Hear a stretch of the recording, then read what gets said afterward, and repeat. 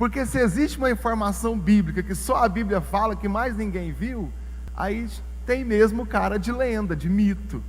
Mas quando eu busco em registros históricos não israelitas, eu encontro paralelos, então agora a história faz sentido.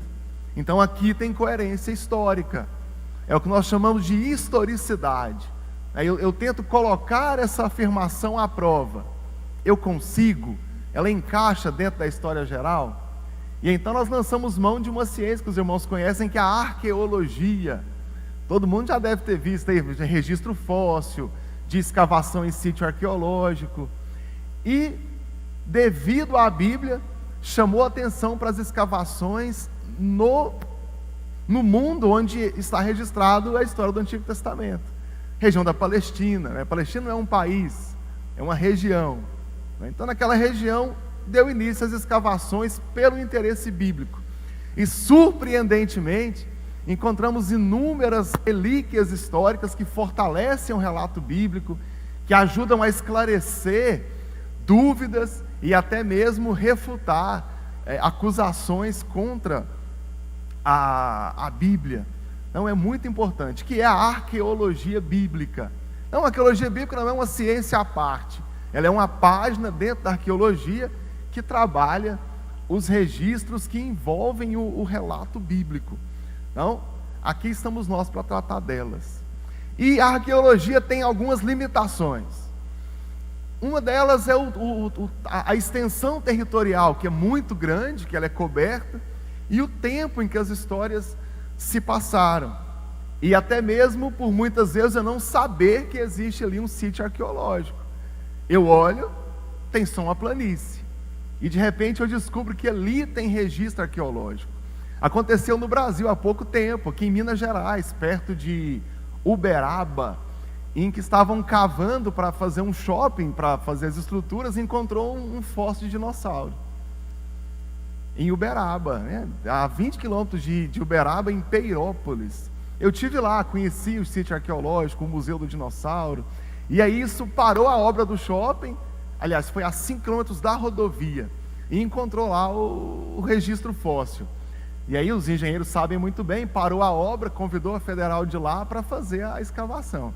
Os irmãos devem saber que fazer buraco com pincel demora bastante, né? Então vocês podem imaginar o tanto que demora fazer um buraco com pincel.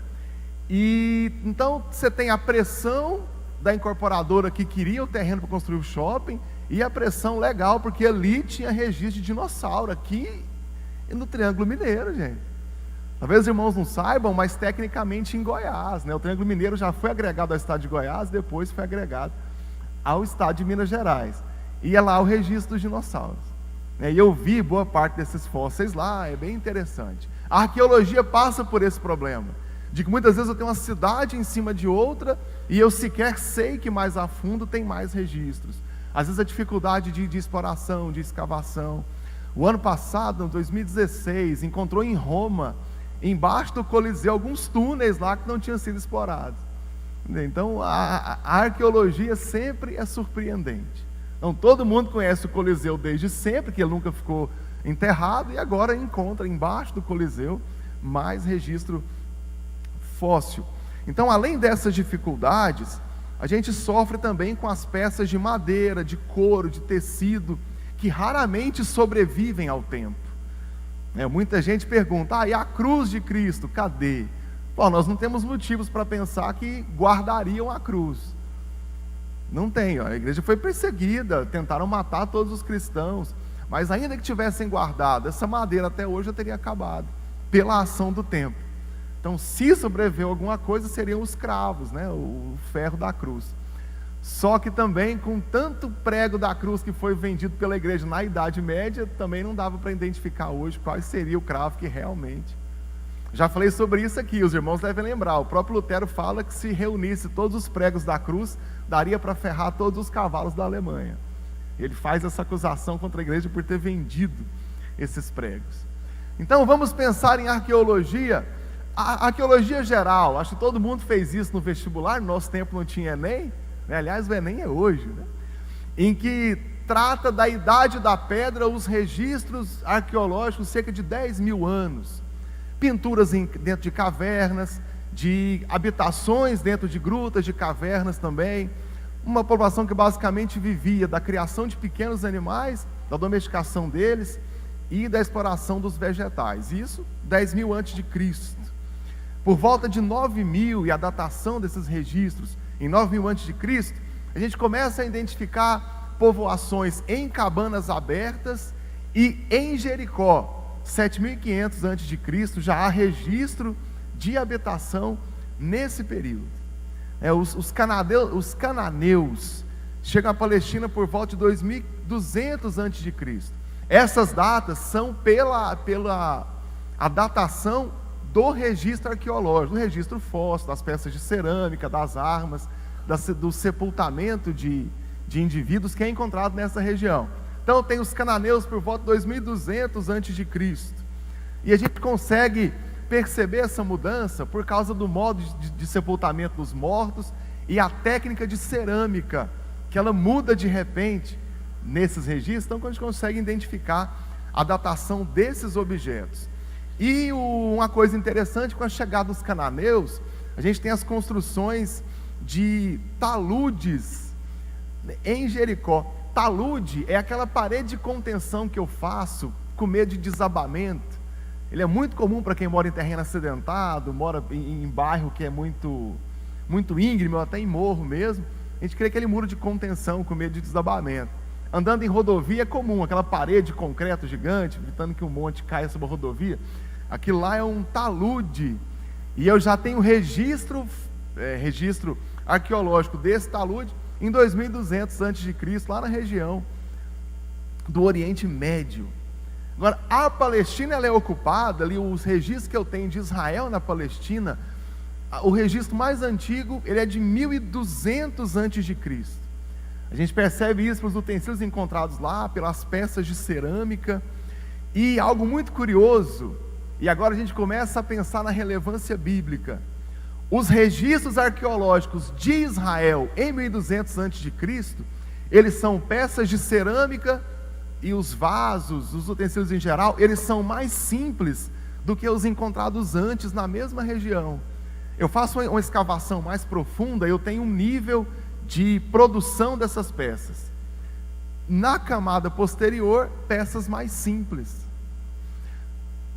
Questão de camadas, vamos entender uma coisa. Todo mundo aqui já viu em filme, quando tem uma guerra medieval, o povo invade a terra, queima a cidade, quebra tudo e faz a cidade por cima.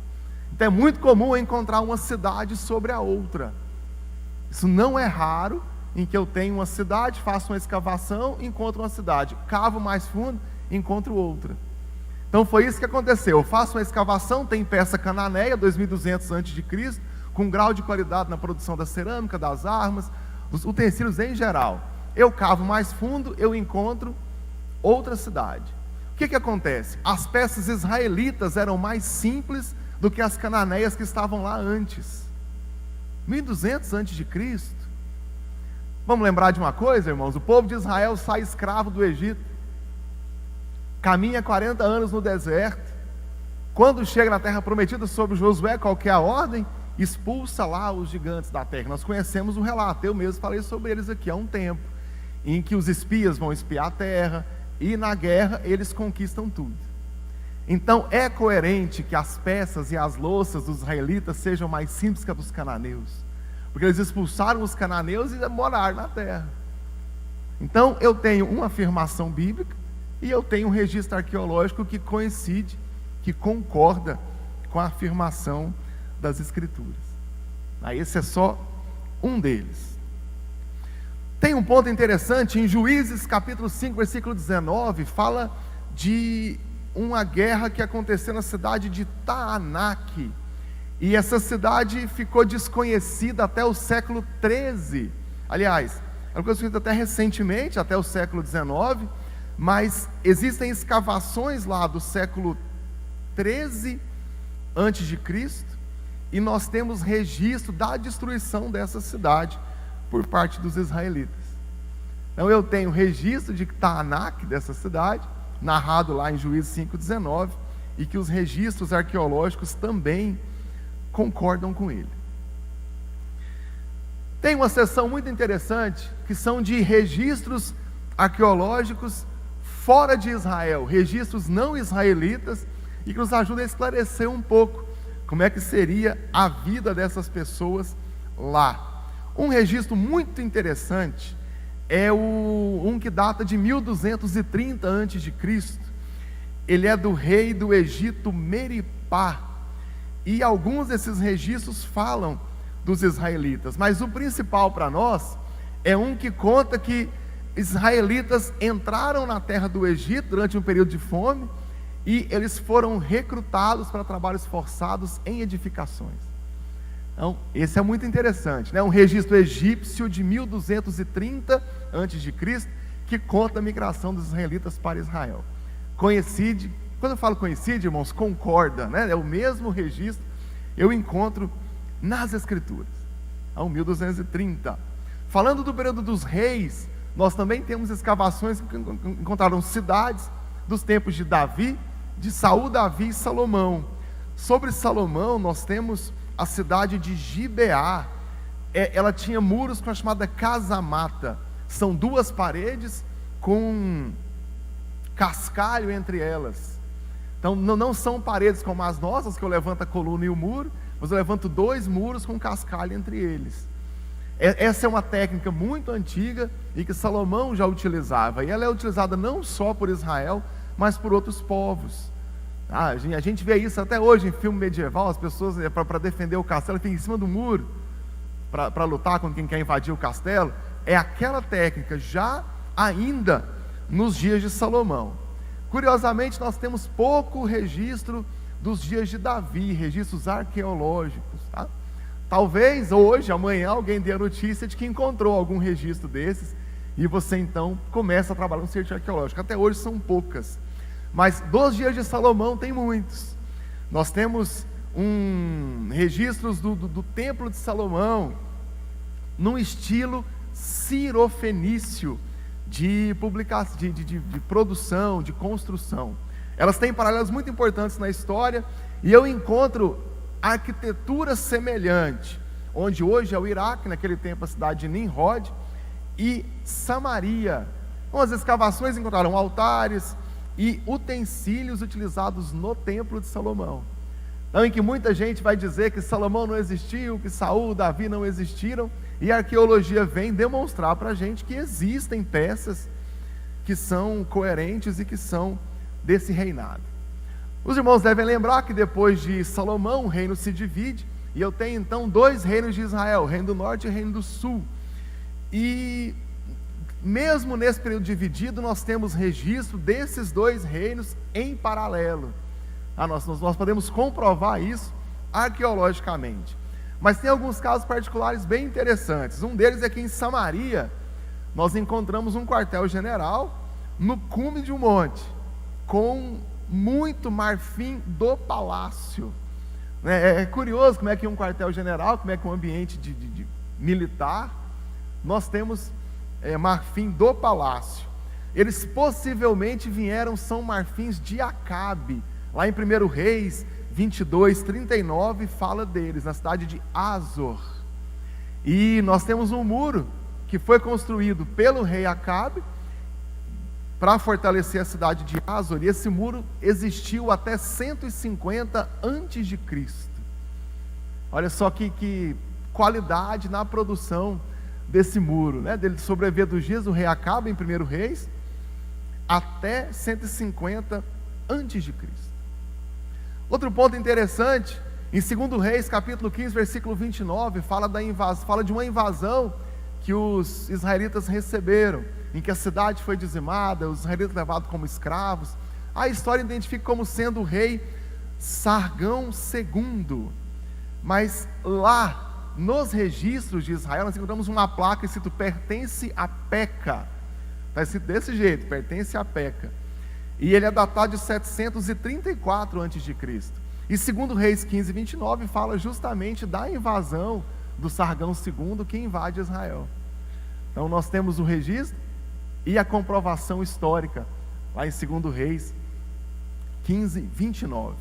Segundo Reis 17, fala da invasão de Sargão II também, e da tomada dos israelitas e dos seus bens. E o que é mais curioso é que quando nós comparamos os utensílios das cidades que estão ali dos sítios arqueológicos, essa região que o Sargão II invadiu é onde eu tenho os utensílios mais pobres, é a região mais pobre, onde eu encontrei peças mais simples, menos peças de ferro, de cobre. E aí então, mais uma vez, a arqueologia demonstra que o registro é claro. O registro conta que aquela região foi devastada. Eu tenho registros da devastação e eu consigo comprovar que economicamente aquela região era deficiente. Então concorda com a invasão do Sargão II em 734 a.C.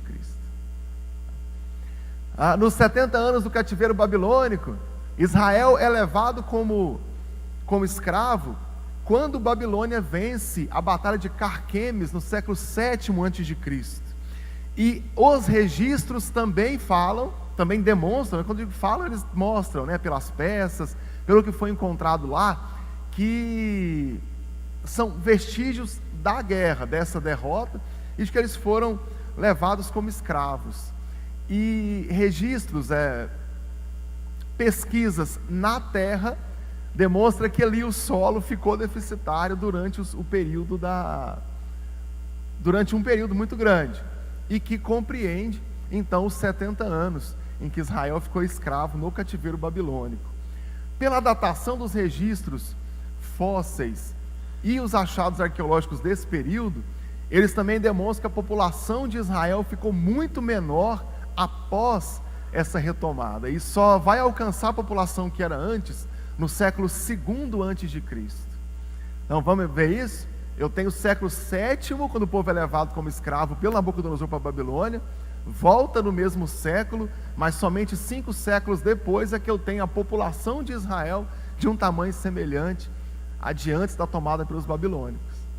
Então nós temos a Bíblia contando do registro, eu tenho notas da Babilônia, registros dela que contam a mesma coisa, e o achado arqueológico concorda, corrobora com todas as afirmações.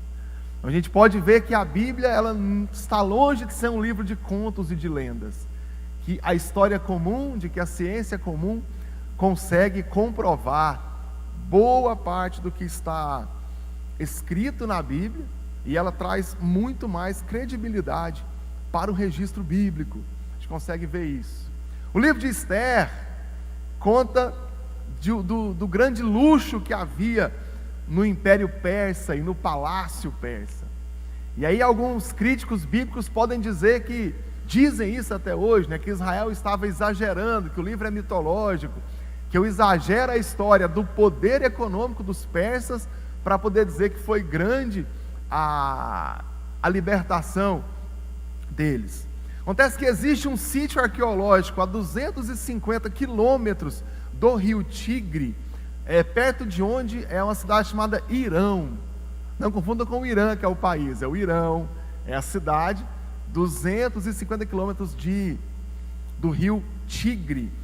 O sítio tem 1.985 hectares, mais ou menos 20 quilômetros quadrados. É o tamanho do sítio. E lá foi encontrado um palácio dos persas.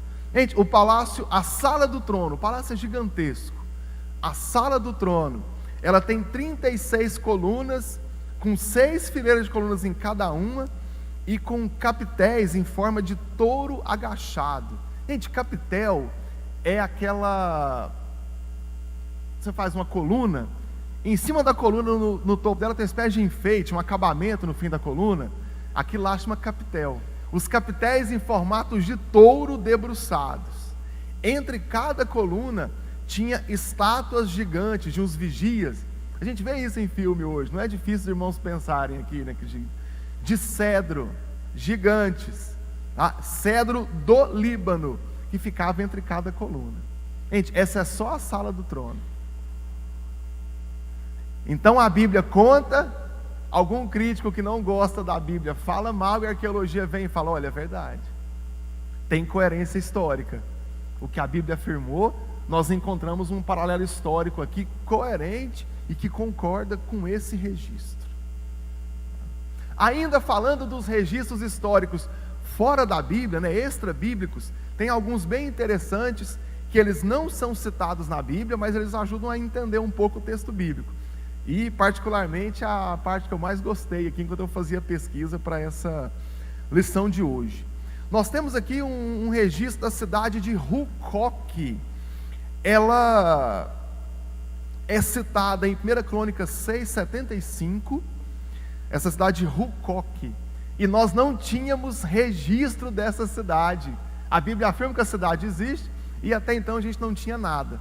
Essas escavações que acontecem a partir de 1800, na região da Palestina, encontraram a 8 quilômetros, um sítio arqueológico, a 8 quilômetros do que hoje a gente acha que é o registro de Cafarnaum, a 8 quilômetros de lá, essa cidade, Hucoque. Então está aí a Bíblia dizendo que a cidade existia, muita gente criticava o texto bíblico por não ter registro dessa cidade, e agora a arqueologia comprova que ela existiu, está lá, né?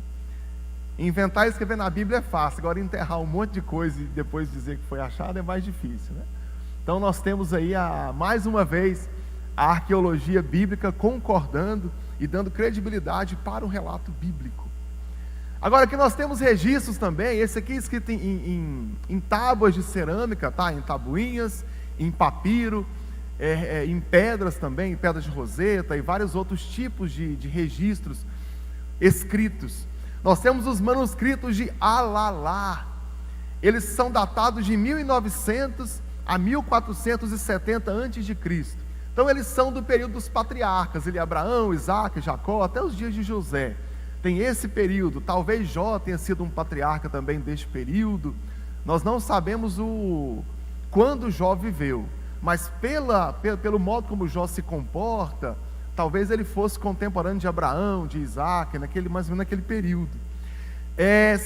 Existem hoje 468 textos que são datados desse período, tempo dos patriarcas. E eles trazem algumas informações que ajudam a compreender o texto bíblico, ou até mesmo provar que a cultura de Israel estava alinhada com a cultura local. Quando eu falo alinhado, irmãos, não é que concorda em tudo, mas eu encontro alguns traços da cultura de Israel que eu encontro fora. Para aqueles que dizem que Israel não existe, as histórias são inventadas, elas concordam com aquele tempo. Vamos lá, um ponto interessante são os contratos de casamento. Já naquela época, já havia a tradição de pedir para o sogro, em casamento, né? Você pede para o sogro para casar com a filha e leva um pequeno dote, um presente, você dá para esse sogro. Eu estou devendo para o meu ainda, deixa lá, agora já foi, né? Não cobrou no dia, bem, já foi. Mas só que nesse contrato tem mais um ponto, que se não houvesse filhos, depois de 7 anos, o marido podia casar com outra, e então ter 2 esposas. Olha só, não é bíblico, tá, gente? É da cultura daquela época, de regiões vizinhas e são contemporâneos do Antigo Testamento. Então vamos lá, eu posso casar, se não tiver filhos em até 7 anos, eu posso casar com outra mulher e então ter as 2 para que eu pudesse ter filhos. Os irmãos lembram quanto tempo que Jacó trabalhou para Labão para poder casar com a Rebeca? Então tá bom. Coincide, né? Certinho. Casar com Raquel, Rebeca é outra, eu confundi, casar com Raquel, né? Os irmãos me lembraram aqui. Se todo mundo me olha, eu fico nervoso. Mas ele trabalhou então 7 anos. Olha que concorda lá com Gênesis 29, que ele trabalha, casa com Lia, trabalha mais 7 anos, e então ele pode casar com Raquel. Com certeza ele lançou mão dessa tradição, das culturas da época. Outra coisa interessante, nesse contrato de casamento, diz que se a primeira esposa tivesse um filho posterior, mais tarde, esse filho da primeira esposa seria o primogênito, mesmo ele sendo mais jovem. Ele é o filho da primeira esposa, então ele é o primogênito. Agora os irmãos entendem por que em Gênesis 21, Isaac é o primogênito, mesmo Ismael sendo mais velho que ele. Então não é só uma preferência, já havia a tradição na região de que o filho da primeira esposa seria então o mais velho, o primogênito. Também era tradição que o filho mais velho recebesse o dobro da herança Mas tem outro ponto, em Deuteronômio 21, do verso 15 até o 17, fala dos direitos do filho da mulher mais velha, mesmo que não fosse a preferida dele. Ele tem 2 esposas, ele prefere uma, e ele quer honrar aquele filho da mulher que ele prefere. Então, Deuteronômio capítulo 21, do verso 15 ao 17, ele traz uma legislação dando direitos a esse filho primogênito, ainda que ele fosse o filho da mulher que ele ama menos, né? Vamos falar assim. Nota que o que o Deuteronômio então defende já era praticado naquela região do chamado crescente fértil. A gente já falou aqui de Israel no Egito, tem outro manuscrito bem interessante. Tem um sítio arqueológico na cidade de Tel Armana. Ele fica a 320 quilômetros da cidade do Cairo, no Egito. E tem lá 380 manuscritos, que em geral são cartas diplomáticas entre os reis daquela região. Então, 1385 até 1365 a.C. E entre as cartas, tem um hebreu chamado Inhayamu, esse é um nome semita, tá? Que ele era um supervisor de grãos nos dias de fome no Egito. Olha só, eu tenho um registro egípcio que fala de um israelita chamado Inhayamu, que era supervisor nos dias de fome. Olha que legal, gente, o nosso José do Egito sendo citado por um registro não bíblico, como sendo responsável pelos mantimentos durante a grande seca. Isso é muito bom de ouvir, né? E tem também inúmeras referências a um povo armado que morava na Palestina, só que eles não moravam em cidade nenhuma e também não atacavam em massa. E esses registros, eles concordam também com o tempo em que Israel morou no deserto, né, que morava nas planícies, não morava em cidade nenhuma, mas que tinha algum potencial de batalha. Então, olha só, um registro não israelita, não bíblico, e que concorda, mais uma vez, com os registros bíblicos. Muito conhecido de todos é o Código Hammurabi, da Babilônia. É, por muitos, entendidos como o primeiro código de leis, o primeiro código de leis escritas da história.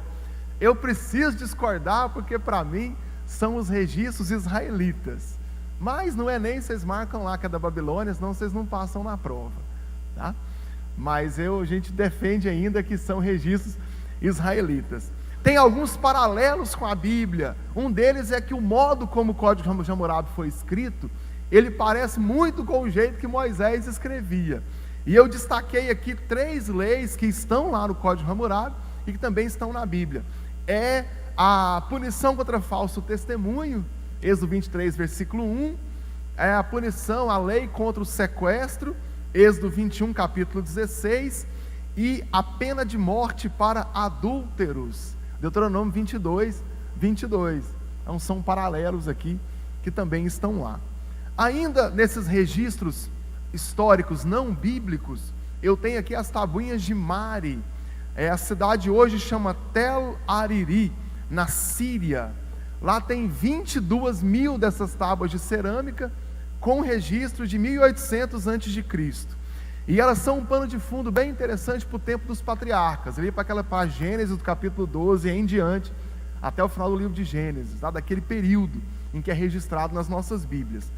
Eu tenho que os chefes das tribos daquela época são chamados de pai, mesmo fora de Israel. Em Israel nós chamamos também de pai, de patriarcas.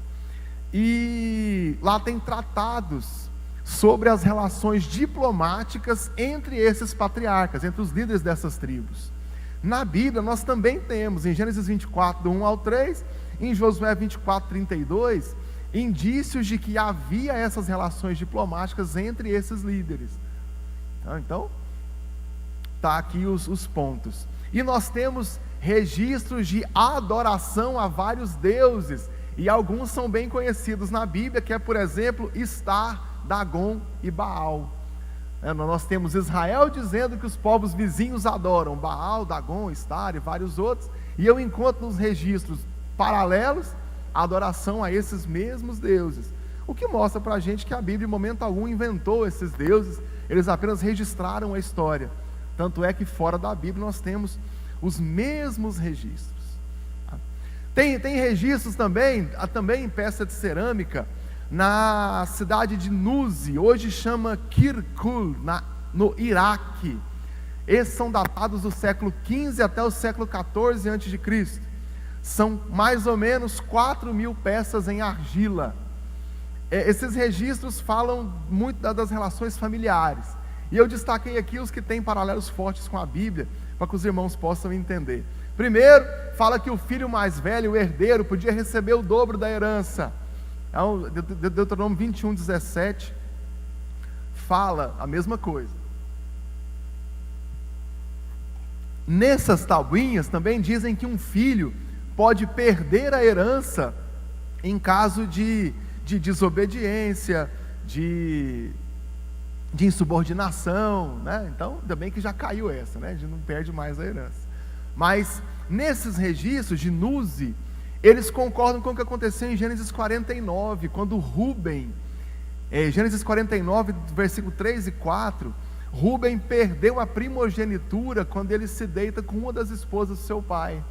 Então o pai dele chama e fala: você é o meu primogênito, mas você desonrou o meu leito, então agora você perde o direito. Então olha aqui que ele lança mão, então, o pai dele lança mão por causa disso. Outro ponto, era possível adotar um forasteiro. Aquele pai de família que não tinha filhos, podia adotar uma outra pessoa para que pudesse dar para ele, no fim da vida, alimento, proteção e um enterro digno. Isso em troca da herança. Os irmãos devem lembrar que Abraão cogitou adotar Eliezer, porque ele não tinha filhos. Então havia legislação na região que fundamentasse isso. Gênesis capítulo 15 fala que Abraão queria fazer isso. Também havia a possibilidade de mulheres solteiras, mulheres viúvas também, de ser herdeiras da terra. Números 27, versículo 8, também aponta sobre isso. E aqui um registro bem curioso: as filhas de Labão, elas falam que o pai delas reteve o dote delas.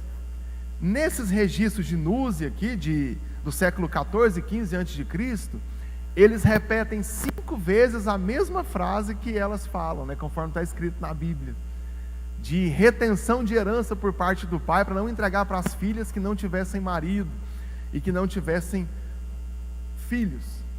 E aí deuses muito conhecidos também são citados ali, Baal e Dagon, inúmeras vezes nesses registros de Nuzi.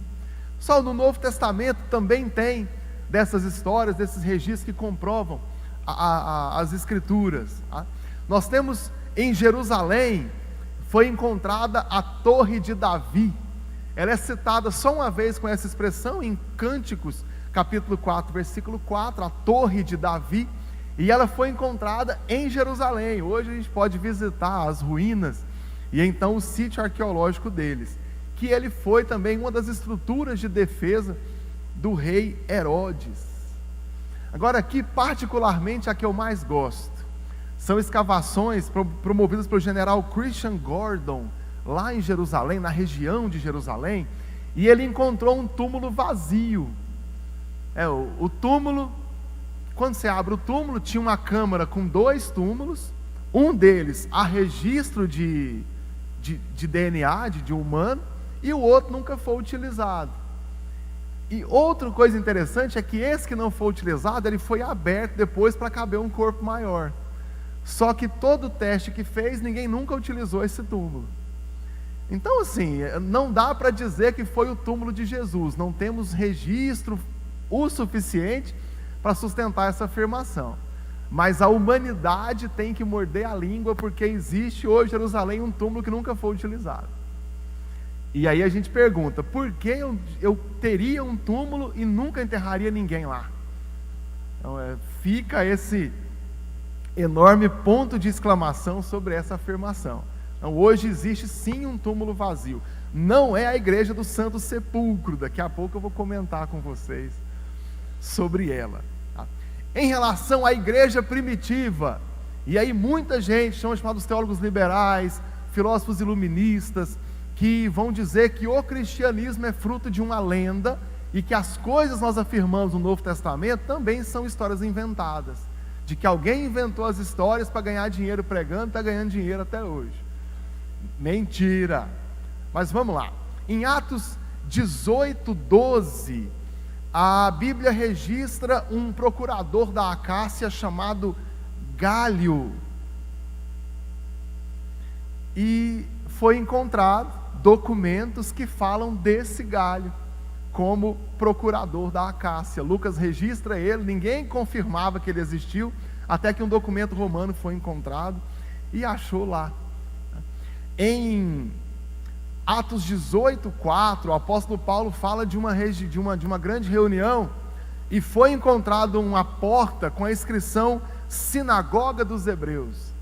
Então, possivelmente foi ali que Paulo pregou, o evento que acontece em Atos 18, no versículo 4.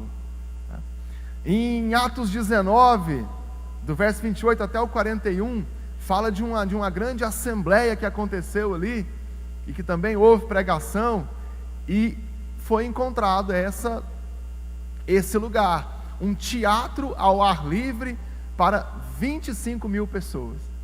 Enquanto Atos, no capítulo 24, cita uma assembleia de cidadãos, que também acontecia ali em Efésios. Pessoal, 25 mil pessoas, tenta imaginar o tamanho desse lugar.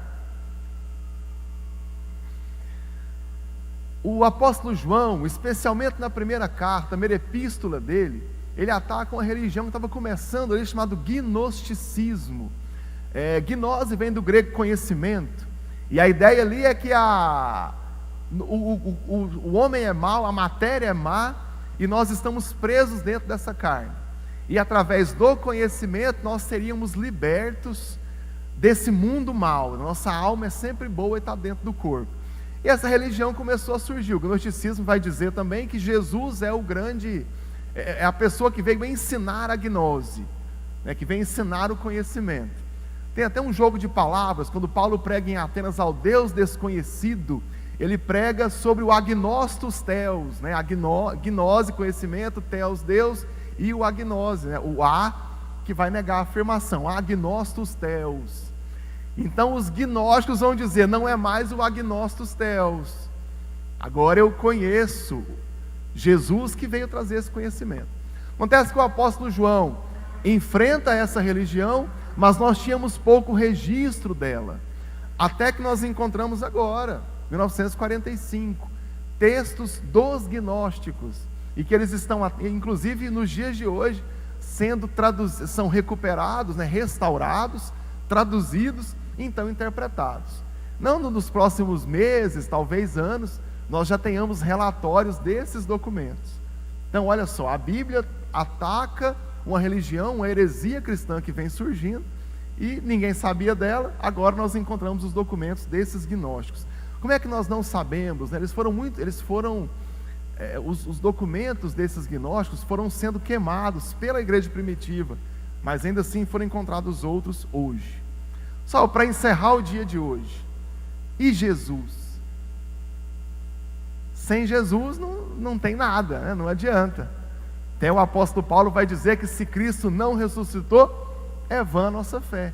Se Jesus não existiu, quem somos nós? Ora, existe registro de Jesus fora da Bíblia? Sim, existe. Um muito conhecido de todos é o Talmud, que é uma espécie de compilação de ensinos dos judeus, e o Talmud data do século IV depois de Cristo, e eles fazem referência a Jesus e aos apóstolos curando por magia. O Talmud diz que os discípulos faziam milagres por magia.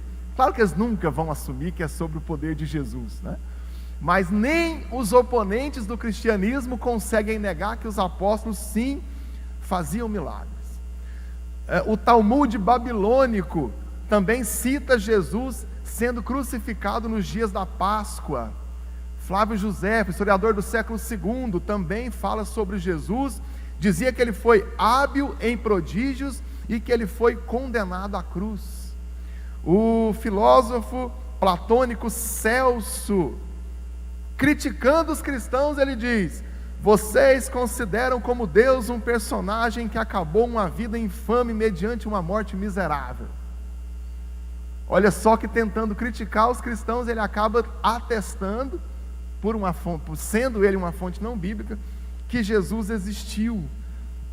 Tem também o escritor celtônico, ele escreve um livro com o título A Vida dos 12 Césares.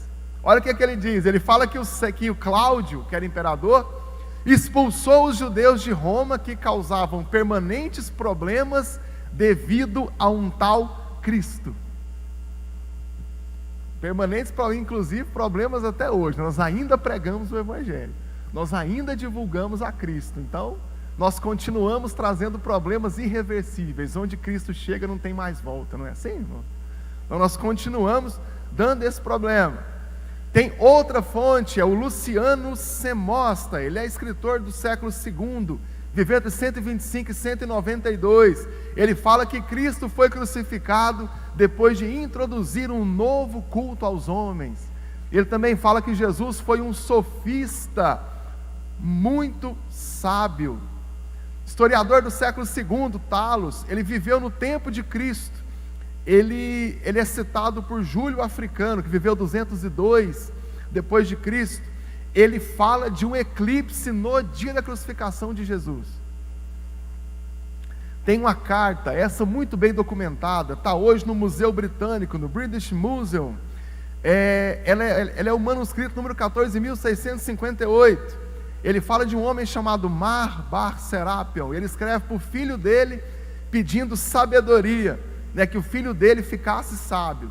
Então ele fala para o filho conhecer Platão, Sócrates e Cristo. Ele cita, aí ele critica a morte de Cristo e diz o seguinte: que vantagens tiveram os judeus executando um rei sábio?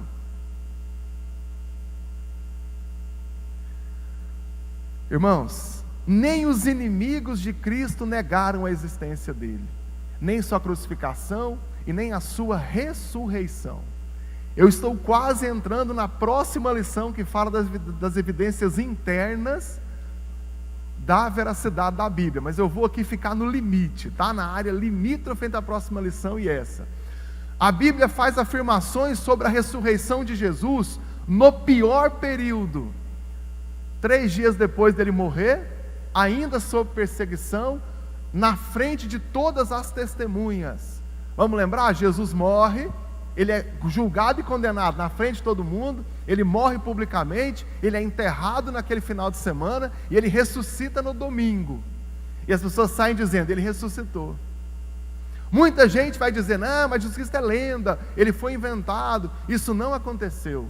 Acontece que a história começa a ser contada 2 dias depois, para as pessoas que estavam presentes. Se fosse mentira, não ia faltar aquele que dissesse: eu estava lá. É mentira, vocês estão mentindo. Isso não aconteceu. E não existe um só registro não bíblico que nega todos os acontecimentos que ali aconteceram. Quando Lucas escreve o evangelho dele, o evangelho de Marcos e possivelmente o de Mateus já estava circulando. Lucas capítulo 1: tendo muitos empreendido acerca dos eventos que entre nós ocorreram, coube a mim, ó excelente Teófilo, escrever um relato detalhado acerca de tudo o que aconteceu entre nós.